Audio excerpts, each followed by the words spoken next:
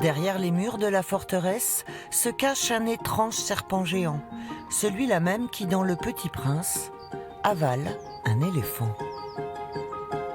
Il fallait rien fixer sur les murs. C'est un patrimoine mondial, donc il ne faut pas dégrader. Rien fixer, tout est posé en fait. Il ne fallait pas faire des trucs rigides et mastoc. Et ça rentre dans le sol, ça ressort, ça part dans les bâtiments, ça se penche, ça se tourne. Moi, je me suis bien amusé avec les contorsions, les arches, machin, tout ça. Et puis bon, voilà, ça donnait ce que vous voyez là. Van Litjen aura passé 6 semaines dans l'enceinte de la citadelle pour créer les 12 modules de son œuvre monumentale.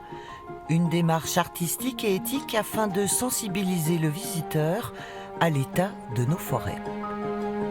Je bosse avec le bois in situ. Donc c'est tout ce qu'on a récupéré, élagage, bois mort en bordure des cours d'eau, du Doubs, de Foix. On a pris ce que la nature nous a offert pour lui donner une seconde vie. On ne va pas abattre la nature. Donc c'est toujours dans un processus de développement durable qu'il ne faut pas oublier. Son boa géant est le fil rouge de l'exposition Parcours « Dessine-moi ta planète ». Mais ce n'est pas la seule installation qui est offerte au public. Le collectif bisontin 3615 Seniors a lui aussi collaboré à l'événement. Notre idée était de pouvoir surprendre dès l'arrivée au front royal de la citadelle par une évocation d'un des avions de l'aéropostale qu'a piloté Saint-Exupéry. Il a piloté 3 avions dans sa carrière, dont le Latécoère R-26. Et c'est une évocation justement de cet avion. Il est un petit peu réduit, il fait 7 mètres de long. Le vrai faisait 10 mètres. On fête cette année le 80e anniversaire de la disparition d'Antoine de Saint-Exupéry, qui a été abattu par des chasseurs allemands au large des côtes de Marseille. Dessine-moi ta planète, c'est pas un hommage, c'est pas une exposition historique ou biographique sur Antoine de Saint-Exupéry. C'est vraiment une relecture environnementale et sociale du conte philosophique qu'est Le Petit Prince. On a ce petit bonhomme qui a 80 ans aujourd'hui, qui est finalement éternellement jeune et qui nous questionne sur notre monde, sur le sens de la vie, sur énormément de choses. La place de l'homme dans son environnement, la compréhension de la biodiversité animale et végétale et son évolution, la préservation des espèces, les missions même du Muséum d'histoire naturelle installé dans l'enceinte des remparts. La citadelle lui a donné carte blanche afin de valoriser ses collections méconnues à l'occasion de l'exposition. On a certainement plus d'1 million de spécimens en collection sur 7 réserves différentes dans la citadelle et une en dehors. On est parti sur une étape qui s'intitule l'imaginaire.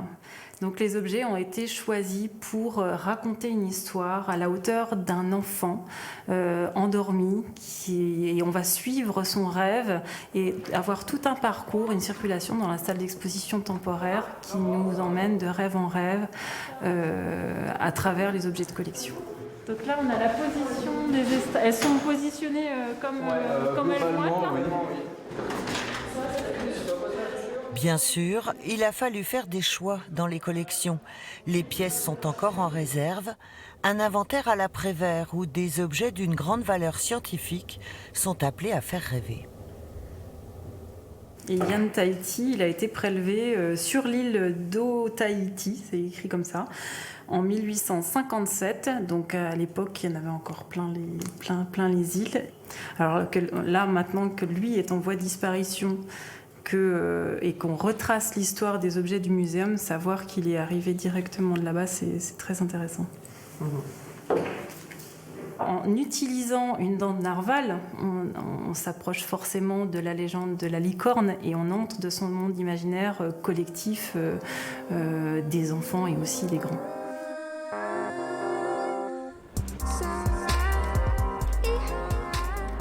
Rêver et penser, la double ambition de cette exposition Parcours, composée de 10 étapes au total pour découvrir le site autrement. Une réflexion sur notre manière d'habiter le monde. Là, j'ai pratiquement fini. Ouais. Il reste des crocs que je vais mettre. Donc, il y a 2 crocs à mettre là, une à une autre côté. Et puis je vais mettre l'iris dans les yeux.